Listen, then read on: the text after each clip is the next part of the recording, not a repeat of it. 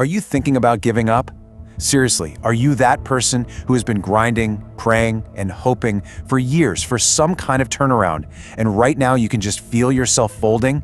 You feel like you're caving in under all that immense pressure? If you're not in your head right now, I really need you to listen closely. You might literally be feeling like you're down on your knees, cold and weak, feeling like this is the end. And you know what? We have to acknowledge that reality. When you're standing right in the middle of a massive life storm, it is just devastating. It's utterly exhausting. We aren't here to toxic positivity our way out of this, right? The pain is very real, but acknowledging exactly where you are and just how bad it feels, that's the absolute first step to getting your power back. Which brings us to section 1, facing the storm. Because right here, you've got a definitive choice to make. Right in the middle of this overwhelming urge to just quit, you are at a crossroads.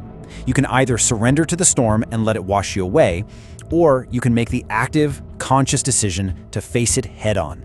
The mechanics of survival here, they're actually pretty simple, but man, they are incredibly difficult to execute. It goes like this. Step 1, you fail. Step 2, you try again. Step 3, you take one step. That's literally it. You just have to stay in it. Stay focused. When you inevitably stumble, and you will, you don't stop, you try again and again. You just take it one single step at a time. It takes immense discipline and, frankly, a total refusal to look too far ahead when the present moment feels so heavy. Now let's move to section 2, the necessity of rain and why it's a completely unavoidable ingredient for growth. We really need to explore a vital perspective change here. We need to understand why this immense difficulty, this pain that feels so incredibly unfair, is actually a necessary ingredient for you to grow. Look, we all crave the comfort and ease of the sun, right?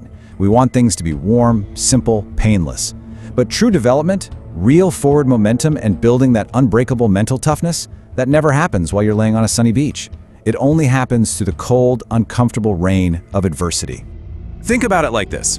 I love the sun, but things don't grow because of the sun. You have to have some rain. You have to permanently stop looking at the rain in your life, the struggles, the setbacks, the absolute heartbreaks, as punishments. They aren't. They are the exact elements watering the seeds of your future success. Without that rain, the soil of your potential is just going to completely dry up. All right, on to section 3, strength found in defeat. This is about building that ultimate foundation. This is where we shift gears from just surviving the storm to actually becoming empowered by it. Listen to this. My greatest moments came from my greatest defeat. Just let the sheer power of that statement sink in for a second. The absolute best, most defining moments of your entire life are forged by the necessity of finding a way to get back up after being completely broken. Success is built in the dark, difficult times. It's manufactured right down there in the trenches of defeat, because that is where you discover who you truly are. So, how do you respond to the things that try to break you?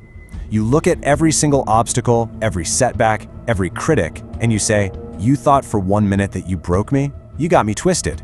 That's the rising, undeniable defiance you need to cultivate right now. You have to look at your challenges, look right at the people who doubted you, and just totally refuse to let them write your final chapter. You can look at them and say, "I am not phenomenally steel, but phenomenally well." See, you might not be some emotionless machine made of steel, you're human. You take damage, you feel the pain, you experience the tears and the pure exhaustion. But despite all of that damage you've taken, you are phenomenally well. You are still breathing, you are still standing, and your spirit is entirely capable of fighting relentlessly. Which brings us to our final segment, section 4, the unbreakable mindset. It's time for bulletproof focus. Now we're going to forge a completely unshakable, bulletproof mindset moving forward so that nothing can ever derail you like this again. And it all starts with the words you use to define your reality. I want you to radically alter your vocabulary, starting right now. Replace the whole concept of having a bad day with having a character-building day. Think about it. A bad day implies victimhood, right? It says the world is just happening to you. But a character-building day, that implies you are in training. It means every frustration is literally just a weight in the gym of life, building up your mental toughness.